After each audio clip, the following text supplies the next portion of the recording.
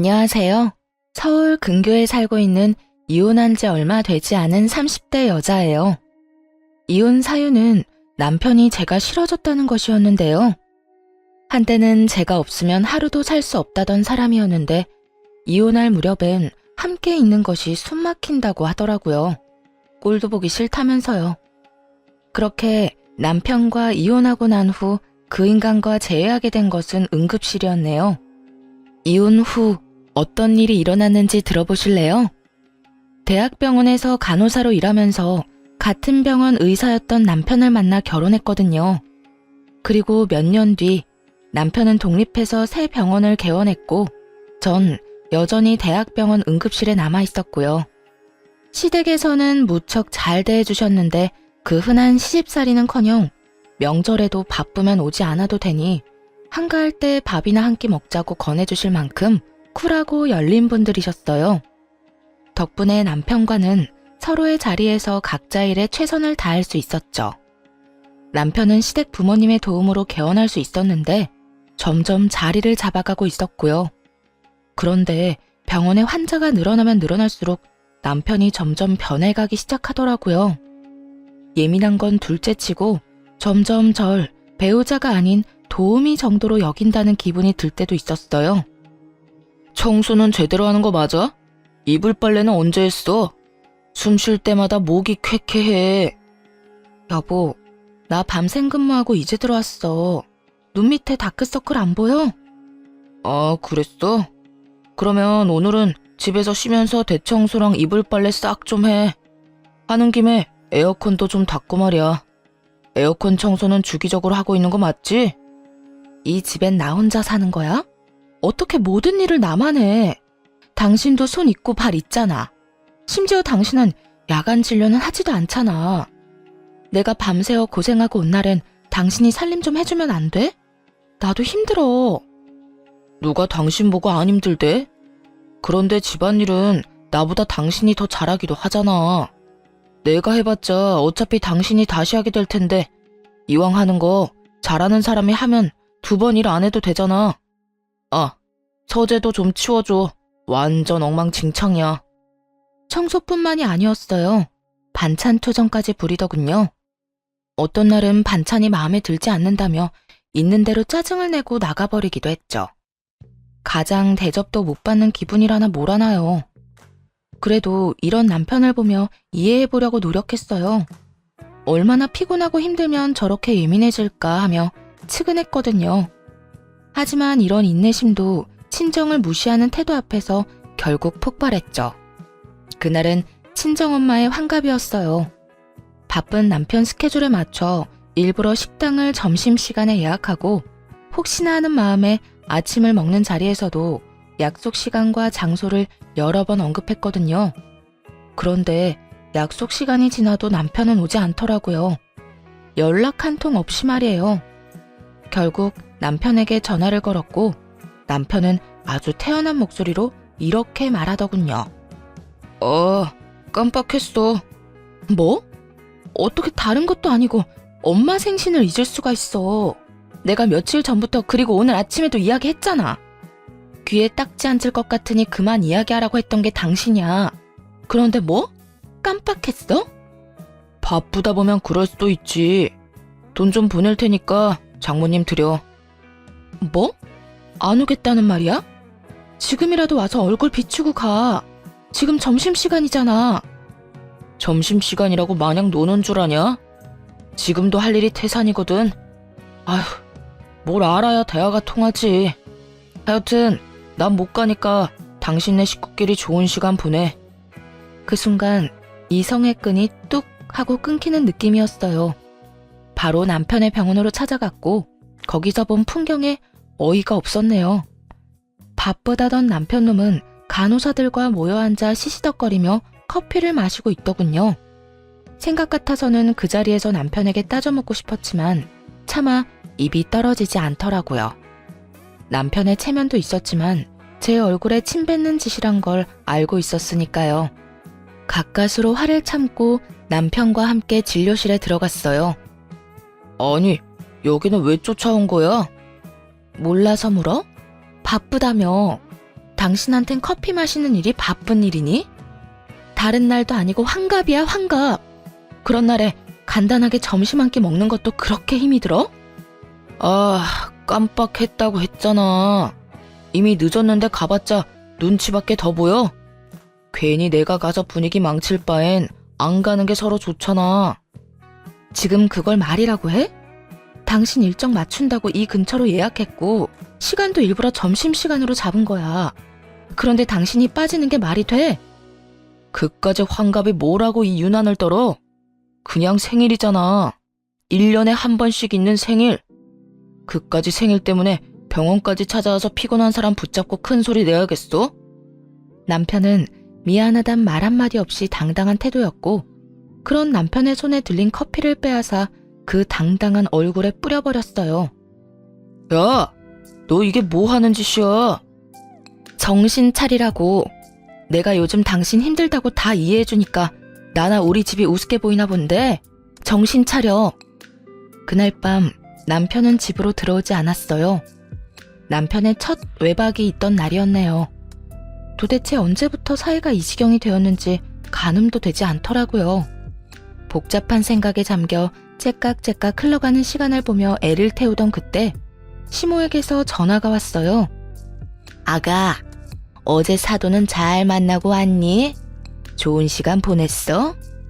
다정한 시모의 목소리를 듣는데 참았던 눈물이 터져 나왔네요. 아무런 대답도 하지 못하고 대성통곡을 하는데 시모는 아무 말도 하지 않고 가만히 기다려주시더군요. 그렇게 한참을 울고 나니 진정이 되었고 그제야 무슨 일이냐고 물어보시더라고요. 어머님, 그게 어제 그의 생신 자리에 오지도 않았어요. 바쁘다고요. 그래서 병원 찾아갔더니 간호사들이랑 커피 마시고 있더라고요. 그 모습이 너무 화가 나서 얼굴에 커피를 부어버렸는데 자기도 화가 많이 났는지 집에 안 들어왔어요. 뭐? 그러면 외박을 했단 말이야? 네. 병원 일로 점점 예민해지기 시작하더니 이젠 뭘 어떻게 해야 할지 모르겠어요. 이 녀석이? 우리가 알아서 할 테니 넌 가만히 있거라. 그날 저녁 시댁에선 저와 남편을 불렀고 시댁에 도착했을 즈음엔 이미 한바탕 난리가 났더라고요. 벼락같이 호통을 치는 시부와 그런 시부 앞에 무릎 꿇고 앉아있는 남편. 남편은 아무 말도 못하고 고개만 숙이고 있더군요. 이 녀석아, 내가 너 이딴 식으로 집사람 마음고생시키라고 병원 열어준 줄 알아? 대학병원 있을 때보다 사는 게 편해졌으면 가정에 더 잘할 생각을 해야지. 그걸로 네 마누라한테 생색이나 내고 바쁘다는 핑계로 사돈 어른 생신도 나몰라라 해? 생색이 아니라 정말 피곤해서 좀 예민해진 거예요.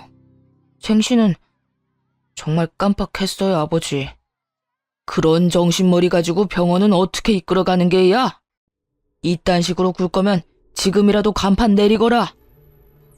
아버지, 제가 잘못했어요. 앞으로는 절대 그런 일 없도록 할게요. 너 이 녀석, 다신 이딴 일로 집사람 눈에서 눈물 빼지 마라. 알겠어? 네, 알겠어요. 여보, 내가 미안해. 앞으로 이런 일 없도록 할게. 약속해. 개원 당시 워낙 받은 도움이 커서 시부모님들 말씀이라면 꼼짝도 못하던 남편이었죠. 이번에도 마찬가지였어요. 진심이라고는 느껴지지 않았지만 용서를 구하기는 하더라고요. 그리고 한동안은 잘하는 척도 했고요. 하지만 그럴수록 남편의 마음은 이미 떠난 것이 느껴졌어요. 아니, 단순히 마음이 떠난 것이 아니라 다른 이유가 있을 거라 확신하게 되었죠. 그렇지 않고서야 둘 사이에 큰 다툼이 있었던 것도 아니었고 기분이 상한 일도 없었는데 사람이 저렇게까지 변한 것은 말이 안 되니까요. 혼자 고민을 하다가 남편 병원에서 일하고 있는 동기에게 물어보기로 했네요. 꽤 긴 시간을 남편과 함께 보내는 친구이니 이유를 알지 않을까 해서였죠. 지연아, 혹시 우리 남편 요즘 무슨 일 있어? 원장님? 아니, 왜? 무슨 일 있으시대? 아니, 요즘 좀 이상해서 혹시 너는 알까 해서 연락해봤어. 요즘? 이상한 건 없었는데. 조금 예민하시긴 했지. 뭐 그거야 그럴 수도 있는 일이니까. 그거 말곤 다른 이상한 점은 없었는데. 아, 혹시 우리 남편 여자 있는 건 아니겠지? 100번은 넘게 고민하고 물은 말이었는데 이 말을 들은 친구는 듣자마자 깔깔거리고 웃더라고요. 자신이 아는 한 그럴 리가 없다고 말이죠. 뭐? 넌 말이 되는 소리를 해. 네 남편을 어떻게 나보다 더 모르니? 네 남편 매일 병원에서 살다시피 하고 진료 끝나면 바로 집에 가는데 친구들도 점심시간에 잠시 병원에 와서 보고 가는 게 전부고 따로 약속 잡는 일도 없으신 것 같고 말이야. 너도 요즘 많이 피곤한가 보다 그런 생각까지 하는 거 보면. 그러지 말고 쉬는 날에 잠이나 좀 푹 자. 서로 예민하다 보면 자주 부딪히고 또 그러다 보면 별 생각이 다 드는 법이야. 그래 알겠어. 우리 남편한텐 내가 이런 이야기 한 거 비밀로 해줘? 당연하지. 얼른 좀 쉬어. 믿었던 친구였어요. 동기들 가운데서도 친했고 무엇보다 유부녀이기에 이런 마음을 더 잘 이해하고 상황을 객관적으로 볼 거라 생각했죠. 그런 친구의 조언을 듣고 나서도 이상한 기분은 사라지지 않았지만요. 그래서 결국 남편의 뒷조사를 시작했네요. 다들 뒷조사만 했다 하면 무슨 판도라 상자 열리듯 남편이 숨기고 있던 모든 것이 밝혀지곤 하던데 아니었어요. 허무할 정도로 아무것도 없더라고요. 친구의 말처럼 병원과 집을 오가는 단순한 생활의 반복이었거든요. 가끔 친구를 만나기도 했지만 다 남자들일 뿐만 아니라 그것마저도 차를 마시거나 편의점에서 캔 음료나 마시곤 헤어지는 게 전부더라고요. 술은 입에도 대지 않았고요. 병원에서 회식을 해도 1차에서 끝내곤 혼자 병원에 들러 나머지 일을 보곤 집으로 돌아오곤 했더군요. 딱히 뭐가 나오지 않아 다행스럽긴 했지만 정작 아무것도 나오지 않으니 한장할 노릇이었어요. 남편은 여전히 이상하게 변해만 갔으니까요. 그렇게 감정이 요동을 지던 어느 날 남편 입에서 결국 이혼이란 말이 나오고야 말더군요. 그날은 웬일로 남편이 함께 외출을 하자고 하더군요. 밖에서 맛있는 것도 먹고 산책도 좀 하자고요. 그간 좀 소원하긴 했어도 다시 잘 지내볼 생각은 있구나 하는 마음에 한껏 꾸며입고 외출길에 나섰죠. 들떠서 밝은 목소리인 저와는 달리 남편은 건성건성 대답만 하더라고요. 여보, 여기 진짜 오랜만이다. 여기 기억나? 여기서 우리 첫 데이트 했었잖아. 기억해. 그때 우리 둘 다 밤새고 씻지도 못하고 와서는 어떻게든 데이트 좀 해보겠다고 샷 왕창 추가해서 먹고 버텼는데 부부가 돼서 오니 감회가 새롭다. 그렇지? 그렇긴 하네. 기계를 가져와도 이것보단 다채로운 대화가 될 것이라는 생각이 들면서 화가 치밀어 오르더라고요. 이따위로 굴 거면 다른 곳도 아닌 우리의 추억이 있는 곳으로 오지나 말지. 이게 무슨 사람 하나 바보 만드는 짓인가 했죠. 기분이 상해 바로 자리에서 일어나 집으로 돌아와 버렸고 남편 역시 저를 뒤쫓아 집으로 돌아왔고요. 당신 진짜 나한테 왜 그래? 내가 뭘? 내가 뭘? 할 말 있으면 똑바로 말해. 하루 종일 사람 데리고 다니면서 정신은 다른 곳에 있었잖아. 꼭 똥마려운 강아지처럼. 내 눈치는 이리저리 살피면서 그러면서도 또 멍하니 딴 생각만 하고.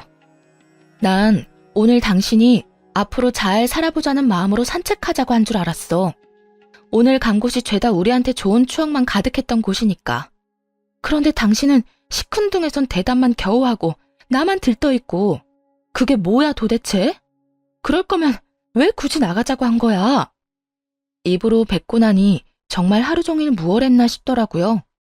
화가 많이 나 씩씩거리는 저를 남편은 한참 바라보더니 이내 하루 종일 품고 있던 말을 꺼내기 시작하더라고요. 내가 많이 고민해봤는데 우리 이혼하자. 나 더는 이렇게 못 살겠어. 목소리에 미안함이라곤 찾아볼 수가 없더라고요. 마치 제가 유책 배우자라도 된다는 듯 말이에요. 이혼? 지금 이혼이라고 한 것 같은데 내가 제대로 들은 거 맞아? 이혼하자고. 나 이제 당신이랑 사는 거 너무 힘들어. 그러니까 오늘 하루 종일 한 짓이 사실은 데이트가 아니라 당신 마음 정리할 시간이 필요했던 거네? 말하자면 마지막 점검 같은 거였어. 맞아? 꼭 그런 건 아닌데 당신하고 돌아다니면서 마음이 더 확고해지긴 했어. 내가 뭘 어떻게 했다고 그렇게 힘들어? 내가 당신을 힘들게 해? 그냥 당신이랑 같이 사는 것 자체가 힘들어. 당신이 뭘 잘못한 게 아니라 그냥 내가 이제 당신을 안 사랑해. 마음이 다 찢어지게 상처가 되는 말을 참 무덤덤하게도 하더군요. 마치 책을 읽듯 아무런 감정도 없이요. 그래도 함께한 세월이 얼만데 남은 정도 없다는 듯 말이에요. 이젠 사랑하지 않으니 이혼하자는 말을 듣는데 스스로가 너무나도 초라하고 또 비참하더라고요. 그리고 문득 나는 이 사람을 사랑하나? 하는 생각을 해봤어요. 그런데 저 역시 이 사람을 사랑하고 있진 않더라고요. 그냥 내가 한 선택이니 그냥 저냥 되는 대로 맞춰가며 어떻게든 살고 있었던 거죠. 우리 부모님 생각해서 그냥 참고 살아보려고도 했는데 이렇게 아무 감정 없이 살아서 뭐하나 하는 생각이 들더라. 이혼만 해주면 재산도 섭섭하지 않게 줄게. 그러니까 조용히 이혼만 해줘. 나 당신이랑 소송 같은 거 할 힘도 없고 마지막을 그렇게 지저분하게 끝내고 싶지도 않아. 알겠어. 그래, 하자. 이혼.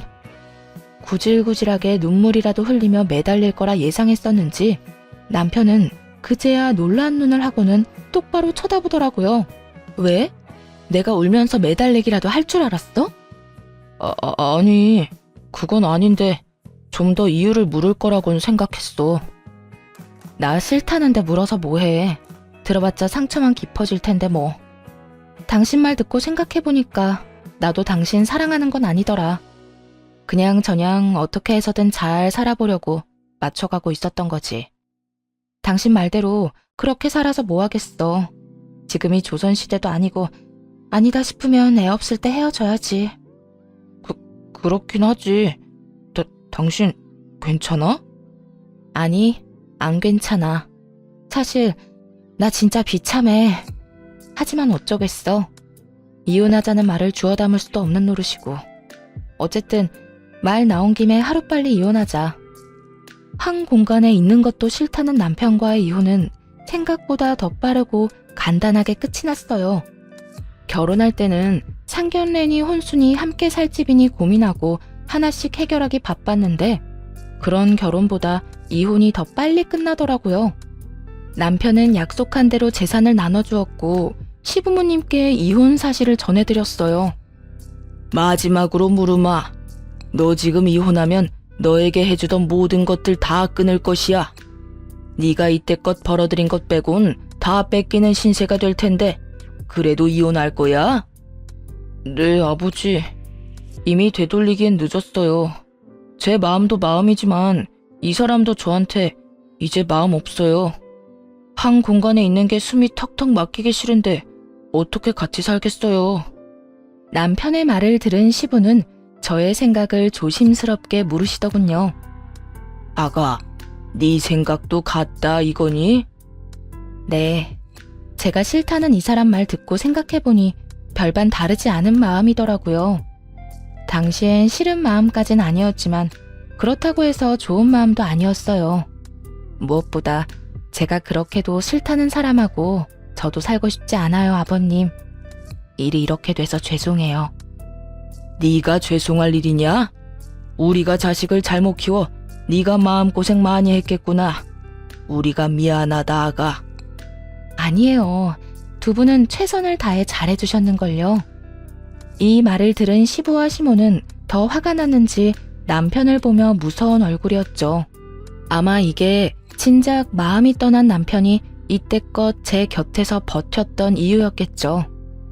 너는 각오하고 있겠지? 우선 카드부터 내놓거라. 집도 처분해서 줄 건 주고 남는 건 가지고 오고 병원은 들인 돈이 있으니 다 갚을 때까진 월세로 있으면서 투자금부터 갚거라. 너하고 세아가한테 주려고 했던 건물은 없던 일로 하마. 늘 말씀하신 대로 남편에게 해주던 모든 지원을 끊어버리시더군요. 상속 명목으로 주시려 했던 건물도 없던 일이 되었죠. 아버지, 다른 건 몰라도 건물은 이 사람과 결혼하기 전부터 주신다고 하셨던 거잖아요. 결혼 이혼이랑은 아무 상관도 없는 건데 그것까지 없던 일로 하다뇨. 네 이놈, 네 놈이 뭐 하나라도 받고 싶었으면 이토록 당당한 태도가 아니었어야지. 네 놈이 오늘 여기 와서 적어도 미안한 기색이라도 내비쳤다면 내 당장은 아니더라도 훗날 언젠가 건물은 주려고 했다. 그런데 지금 미안한 척만 하지 진심 어린 반성이란 없지 않느냐? 겉으로 나타나는 게 그 정도인데 네 속은 오죽하겠어. 모르긴 몰라도 잔치가 열려도 10대 번은 더 열렸겠지. 아니에요. 저도 마음이 편치만은 않다고요. 편하진 않아도 미안하지도 않다는 뜻으로 들리는구나. 아니요. 저도 죄송하고 미안해요. 진심이에요. 에휴, 더는 듣고 싶지도 않다. 내가 병원을 남겨둔다고 해서 괜한 기대는 하지 말거라. 말한 대로 투자금이 적지 않기에 그 돈은 회수하려고 남겨두는 것이니 그러니 허튼 짓 하지 말고 빚이나 잘 갚아. 시부는 투자금 회수 목적으로 월세를 내는 대신 병원은 유지할 수 있도록 해주시더라고요. 이미 마음 떠난 사람과 이혼하면서 재산이라도 넉넉히 받아왔으니 그만하면 괜찮은 이혼이다 싶었죠.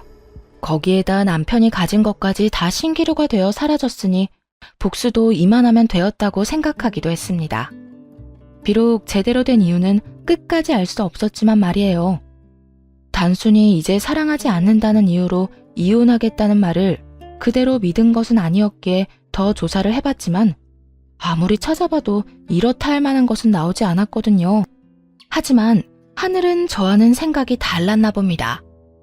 운명의 장난인지 전 남편과 이혼하고 2달쯤 뒤 이혼의 진짜 이유를 알게 되었으니까요. 그리고 제대로 된 복수도 하게 되었고요. 그날도 응급실에서 근무를 하고 있었어요. 크고 작은 사고가 많은 응급실이라 늘 긴장된 상태로 대기하는 편인데 그날따라 유난히 심하게 두근거리더라고요.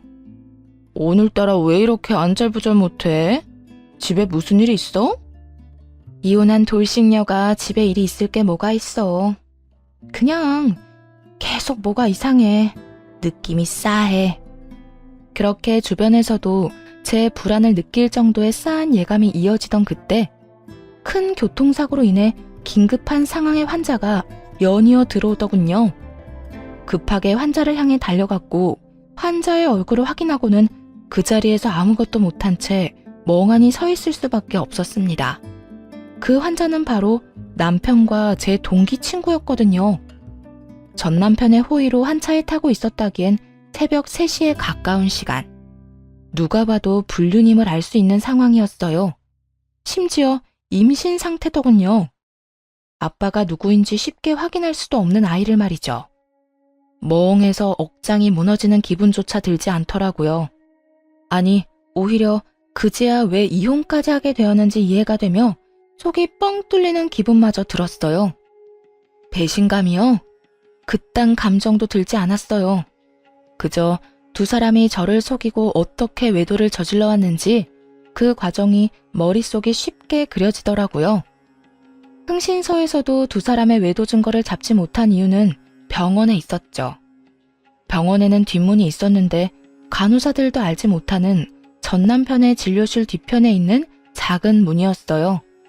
상간녀는 그곳으로 몰래 오가며 남편과 불륜을 저질렀던 거죠. 우선 상간녀의 남편과 전 시부모님들을 병원으로 불렀어요. 상간녀의 남편 역시 알고 지내던 의사였던지라 연락처가 다 있기도 했고 두 사람의 외도에 대해 다른 증거 없이도 설명할 수 있는 장소이자 상황이라 판단했기 때문이었어요. 더불어 상황이 상황인지라 전 남편에겐 보호자가 필요한 순간이기도 했고요. 제일 처음 병원에 도착한 것은 전 시부모님들이었어요. 어찌나 놀라셨는지 신발도 제대로 신지 못하고 오셨더군요. 아가야, 이게 무슨 일이니? 우리 아들이 사고라니? 얼마나 큰 사고길래? 그게 상황이 좋지 않아요. 일단 제가 사인해서 수술은 들어갔는데 어떻게 될지 저도 장담할 수가 없어요, 어머님. 어쩌니? 이 새벽에 왜 운전을 하고 돌아다닌 게야? 혼자였니? 아니면 누가 옆에 있었니? 그게 혼자는 아니었어요. 전 시모는 저의 곤란한 표정을 보더니 말하지 않아도 안다는 듯 손을 꽉 잡으셨고 전 시부는 두 눈을 질끈 감으시더군요. 저보다도 두 분이 더 상처를 받으신 듯 잡은 두 손이 미세하게 떨리고 있더라고요. 전 괜찮아요. 그런데 그 사람 상태가 생각보다 좋지 않아요. 일단 다른 건 생각하지 마시고 지금은 수술 생각만 하기로 해요. 보호자 대기실 저쪽에 있으니 가셔서 몸부터 좀 녹이세요. 그래, 일단은 애 몸부터 생각합시다. 아가, 너도 얼굴이 좋지 않아. 따뜻한 것 좀 마시고 일하거라. 응? 네, 아버님. 그렇게 전 남편의 상태를 전하고 두 분을 진정시키고 응급실로 돌아왔는데 상간녀의 남편이 뛰어들어오더군요. 가운을 입고 뛰어들어오는 걸 보니 병원에 있다가 달려오는 길인 듯 했어요. 수민 씨, 우리 지연이 많이 다쳤어? 걱정하며 뛰어들어오는 상간녀의 남편을 보며 고민이 되지 않았던 건 아니었어요. 굳이 둘의 불륜 사실을 지금 밝히는 게 맞을까 해서요. 그런데 지금 이야기하지 못하면 나중은 없을 듯 했고 그렇다고 덮고 지나갈 만큼 바보는 되고 싶지 않았어요. 그래서 결심했죠. 그 순간에 모든 사실을 밝히기로요. 그게 지연이는 그나마 괜찮은데 우리 전 남편이 많이 다쳤어요. 함께 있었더라고요. 전 남편이라면 그러면 둘이 같이 차 타고 가다가 사고가 났단 말이야? 지금 이 시간에 두 사람이 함께 있을 일이 뭐가 있어? 설마 아니지? 믿을 수 없다는 듯 멍하니 바라보는 상간녀의 남편을 보는데 그 심정이 이해가 되더라고요. 갑작스럽게 이혼 통보를 들었을 때가 떠오르며 말이죠. 절로 나오는 한숨을 내쉬며 다른 사실을 알려주었어요. 바로 상간녀의 임신 소식 말입니다. 그 설마가 사람 잡았네요.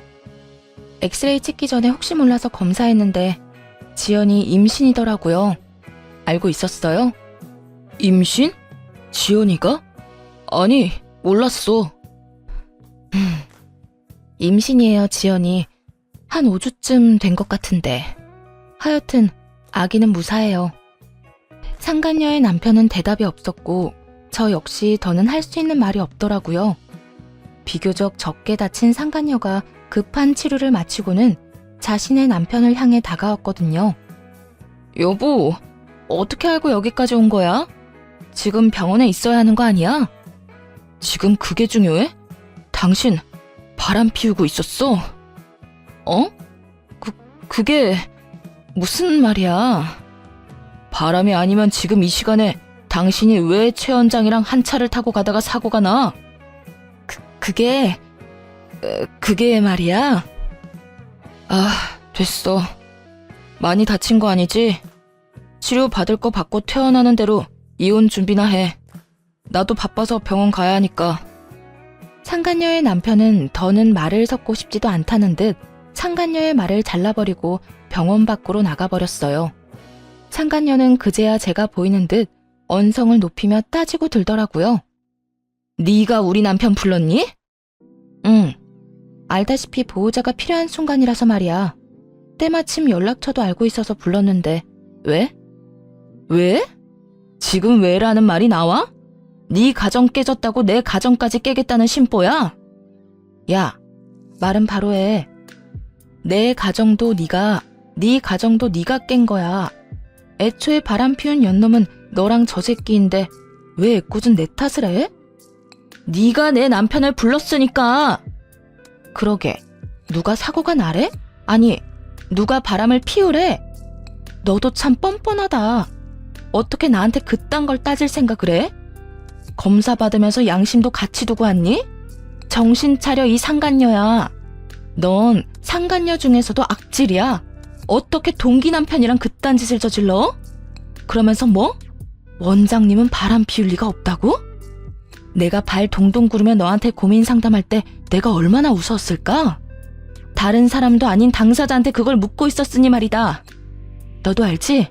지금도 상간녀 소송은 가능하다는 거. 그냥 넘어갈 생각 없으니까 각오하는 게 좋을 거야. 상간녀는 온갖 거친 말들을 쏟아내기 시작했는데 그냥 무시하고 일터로 돌아왔어요. 그 새벽이 어떻게 지나갔는지도 모르게 시간은 흘렀죠. 그 후 상간녀는 이혼을 하게 되었더라고요. 듣기론 막상 이혼이 진행되자 상간녀는 담담하게 그 상황을 받아들이고 이혼했다더군요. 하긴 뱃속에 애도 있으니 나름 현명한 판단을 한 것이었겠죠. 그 아기로 인해 앞으로 어떤 일이 일어날지도 모르고 말이죠. 저 역시 상간녀를 상대로 위자료를 청구했고 이혼은 순순히 했으면서도 위자료는 주기 싫었는지 다시금 찾아와 득달같이 따지고 들더라고요. 뻔뻔하게도 말이죠. 야, 너 꼭 이렇게까지 해야겠어? 너 때문에 나까지 이혼하는 꼴 봤으면 됐잖아. 그랬으면 됐지. 꼭 상간녀 소송까지 해야겠어? 넌 이미 이혼도 했잖아. 어찌나 뻔뻔한지 얼굴에 침이라도 뱉어주고 싶은 마음이었네요. 그냥 내쫓아버릴까 하는 생각이 들기도 했지만 뱉어내는 말들이 너무나도 주옥 같아 대꾸하지 않고는 못 견디겠더군요. 이혼하면 너희가 바람 피우는 게 없던 일이 되니? 너 때문에 내 가정이 다 찢어진 게 없던 일이라도 되냐 이 말이야. 그렇게 소송이 무섭고 돈이 아까웠으면 애초에 그딴 짓은 하지 말았어야지. 여기까지 찾아올 정성으로 차라리 용서를 구해보지 그랬어. 그랬으면 지금 이런 일은 없었을 텐데 말이야. 뭐 이미 늦었지만. 그래, 내가 다 잘못했고 너한테 죽일 년이니까 상간녀 소송 그거 하지 마. 우리 그래도 한때는 친구였잖아. 그러니까 소송만은 하지 말아줘. 응? 상간녀는 애원에 가까운 부탁을 했지만 소용없는 짓이었죠. 결국 소송을 통해 위자료를 받아냈으니까요. 이제 남은 것은 전 남편이었어요. 전 남편의 상황은 생각보다 더 좋지 않았어요. 도대체 어떻게 사고가 난 것인지 하반신 불구는 물론이고 상반신도 한쪽은 마비 증상이 있는 상태였어요. 의사 생활은 물론이고 일상생활에도 불편함을 겪을 정도였죠. 즉, 장애인으로 살아가야 할 신세가 되었습니다. 그런 신세가 된 전 남편을 보는 것은 전혀 슬프지 않았는데 슬퍼하는 전 시부모님을 지켜보는 것은 힘들더라고요.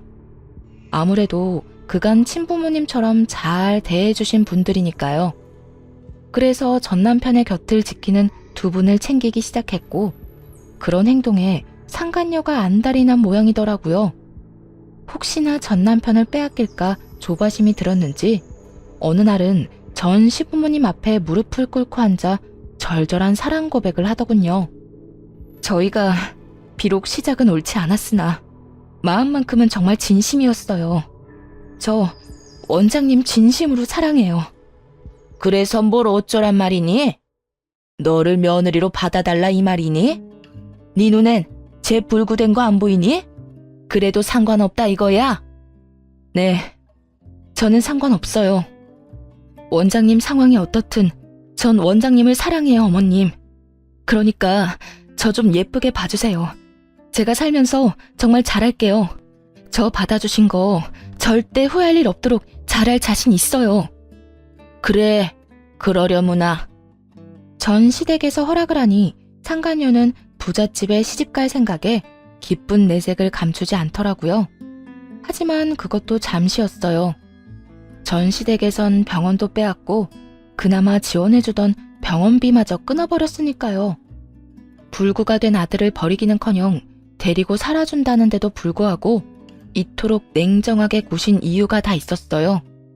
저와 전 남편이 이혼한 이유가 상간녀 때문이라는 걸 다 아시기도 했고 무엇보다 전 남편 옆을 지키고자 하는 상간녀의 의도가 뻔히 보였기 때문이었죠. 여러 사람 눈에서 피눈물이 나게 하고 자기는 호의호식하며 살겠다는 그 추악한 의도가 말이죠. 위자료로 전 재산을 날리고 빚까지 진 것도 모자라 거지가 된 사람의 병시중까지 들게 될 상황이 되자 상간녀는 뱃속의 아이를 핑계로 돈을 요구하기 시작하더라고요. 아버님, 어머님, 아무리 제가 미우셔도 이건 아니죠. 최소한 먹고 살게는 해주셔야죠. 아니, 치료받을 돈은 주셔야죠. 그렇게 사랑하는 사이라고 하더니 이 이야기 못 들었나 보구나. 우린 우리 며느리랑 이혼한다고 하는 순간부터 모든 경제적인 도움은 주지 않기로 했었다. 그러니 네가 그렇게나 사랑한다던 우리 아들, 네가 알아서 잘 보살피며 살아보거라. 우린 네가 무슨 말을 하든지 간에 눈 하나 깜빡하지 않을 것이니. 그러면 이 아이는요? 알고 계시죠? 저 임신한 거. 그리고 이 아기 전 남편 아기도 아니라는 거요. 그러면 이 아기가 누구 아기겠어요? 이 아기 최 원장님 아기예요. 그러니까 아기 생각해서라도 조금만 도와주세요. 최 원장님 몸도 저렇게 되고 앞으로 원장님 인생의 자식은 이 아기뿐일 텐데 이러다 아기마저 잘못되면 어떻게 해요? 상간녀의 말에 두 분도 흠칫하시더라고요. 그럴 수밖에 없겠죠. 아무래도 아들은 불구가 되어 다신 이세를 보는 건 힘들 것 같은 상황인데 그런 상황에서 뱃속에 아들의 아기가 있다니까요. 멈칫하는 두 분을 보며 상간녀는 묘한 미소를 지어 보였고 그런 상간녀에게 저와 전 남편만 알고 있던 사실을 알려주기로 했습니다. 차마 부모님께도 말씀드리지 못한 사실을요. 야, 헛소리 좀 작작해. 네 뱃속의 아기가 그 사람 아기라고? 웃기고 있네. 내 전 남편 아기 못 가져. 뭐라고? 그게 무슨 말이야? 배웠다는 사람이 이것도 못 알아들어? 네가 그렇게 사랑한다던 최 원장 무정자증이라 아기 못 가진다고. 그래요. 전 남편은 무정자증이었어요. 결혼 2년 차에 자연 임신이 되지 않아서 병원에서 알게 된 사실이었죠. 부모님이 아시면 너무 속상해하실 것 같아 일단 숨기며 이세에 대한 마음은 그때 접었고요. 그런데 그런 사실을 모른 채 전 남편의 아기라고 우겨대니 참 기가 다 막히더라고요. 모든 사실이 밝혀지자 상간녀는 고함을 질러대며 끝까지 저를 모함하기 시작했어요. 거짓말 하지 마. 너 지금 나랑 이 사람 잘 먹고 잘 살까봐 일부러 없는 말 지어내는 거지? 난 분명히 원장님 아기를 가졌는데 무정자증이라니. 아니, 무정자증이라도 가능성은 있는 거잖아. 참 가능성이 있겠다. 그렇게라도 우겨보고 싶은 것 같은데 우길 걸 우겨. 정 우기고 싶으면 나처럼 증거를 내밀어 보든지. 들어보니 네 전 남편 아기도 아니라던데 도대체 남자가 몇 명인 거니? 어디 숨겨둔 원장이 또 있기라도 한 거야? 뭐야? 너 지금 누굴 모함하는 거야? 그렇잖아. 내가 검사 결과를 봤으니 네가 임신한 것도 저 사람이 무정자증인 것도 확실한데 아기 아빠는 누구인지 알 수가 없고 이런 상황에선 다른 가능성이 떠오르지 않겠어? 아니야. 정말 아니라고. 아니에요, 아버님, 어머님. 설마 이 여자 말 다 믿는 건 아니죠? 지금 저 때문에 이혼하게 됐다고 화가 나서 이러는 거예요. 정말이에요.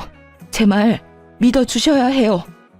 전 남편이 무정자증이라는 사실에 상간녀도 그렇지만 부모님들도 충격이 크신 듯 하더라고요. 전 남편의 상태도 충격이지만 인간의 탈을 쓰고 아무렇지 않게 거짓말을 해대는 상간녀의 언행에 대한 충격이 더 큰 듯 했으니까요. 닥치지 못해? 네 말이 사실인지 아닌지는 출산하면 밝혀질 것이고 그때 유전자 검사에서 네 말이 사실이라면 내 너에게 사과하고 내 재산 전부를 네 뱃속의 아기한테 물려주마. 하지만 그렇지 않다면 각오하는 것이 좋을 게야. 감히 다른 것도 아니고 핏줄을 두고 장난친 죄는 받아야 하지 않겠니? 전 시부는 처음 보는 무서운 표정을 지으며 상간녀를 몰아세우기 시작했어요. 상간녀는 뒷걸음치며 눈물로 호소하더군요. 아니에요. 정말 저는 맹세코 다른 남자는 없었어요. 믿어주세요. 그렇게 확신한다니 출산 때까지 기다릴 필요도 없겠구나. 들어보니 태아 유전자 검사도 있다고 하던데 그걸로 진행하자꾸나. 네 말대로 네 뱃속의 아기가 우리 아들 핏줄이라면 우리한테 귀한 손주인데 힘들게 키울 수는 없는 노릇이니. 말을 끝낸 전 시부는 눈짓으로 상간녀를 붙잡아달라고 부탁해왔고 전 상간녀를 붙잡았어요. 붙잡힌 상간녀는 발악하며 고함을 질러대더라고요. 이거 놔! 이건 놓으라고!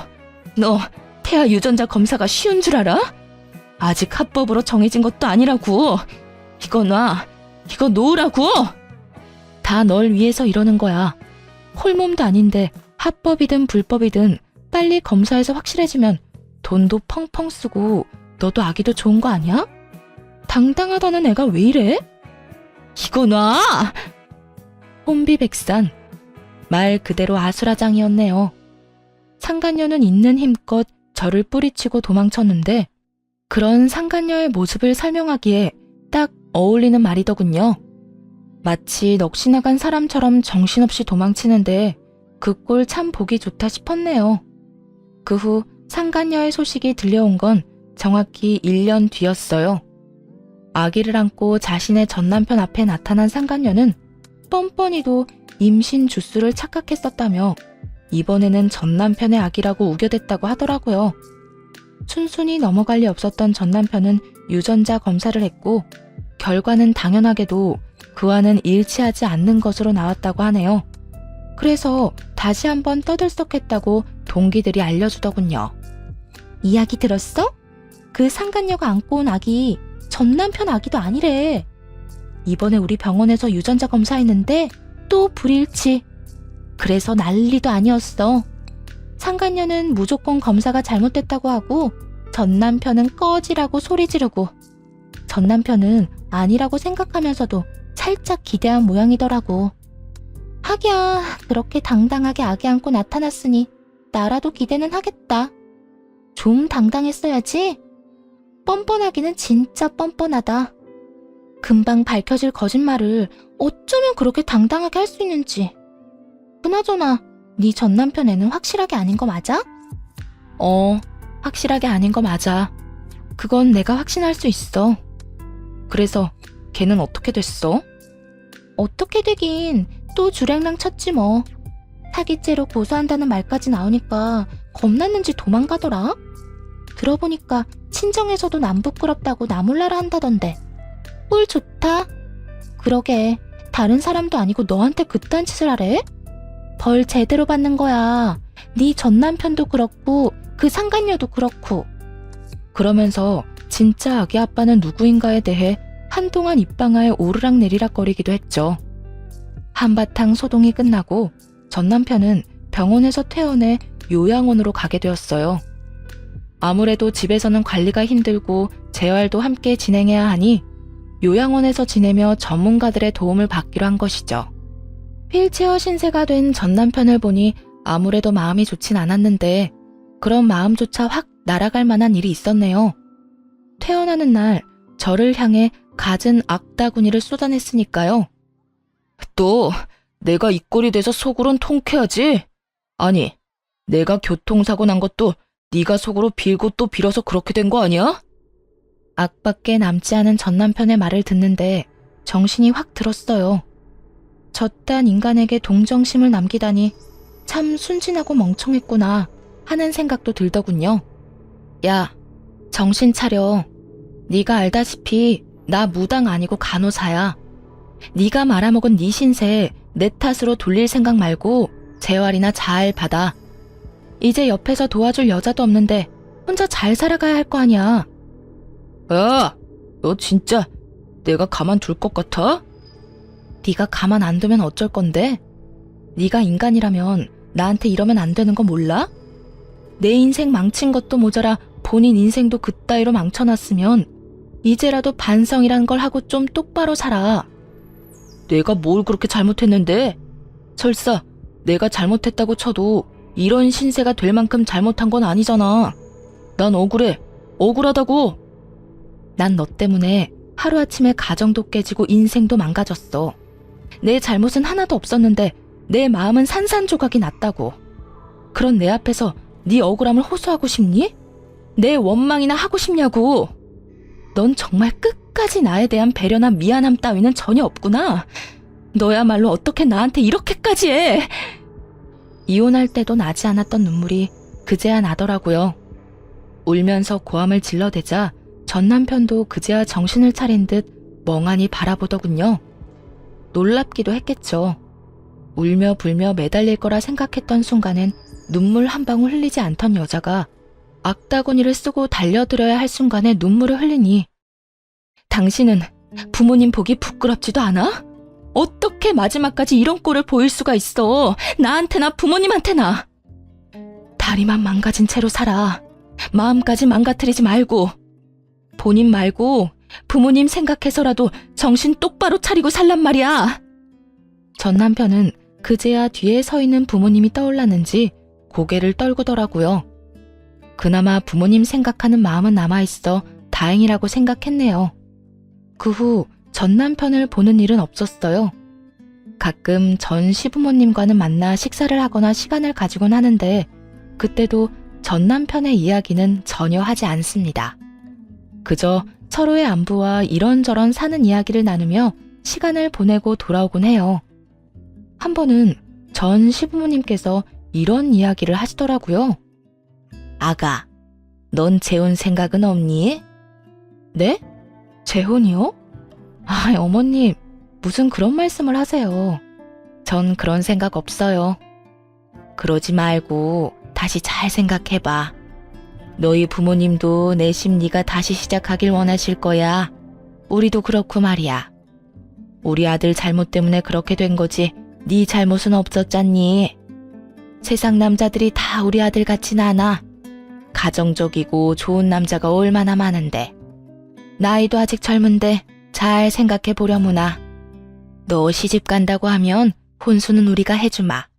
네가 정말 딸 같아서 하는 말이야. 너무 걱정하시는 것 같아 대답은 잘 생각해 보겠다 했지만 재혼 생각은 전혀 없는 상태예요. 마음에도 정해진 양이 있다고 하는데 이미 전 남편에게 온 마음을 다 쏟은 것 같거든요. 사랑도 미움도 무관심도 말이에요.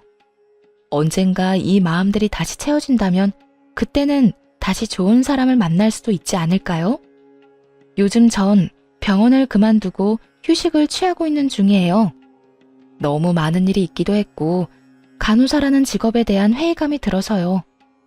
갈림길에 서서 고민을 하는 단계라고나 할까요? 요즘엔 유아교육에 대해 공부를 하고 있긴 한데 이 어두운 터널을 벗어나 무엇을 하며 살아갈지 기대되는 요즘이네요. 이로써 저의 사연은 끝이 났네요.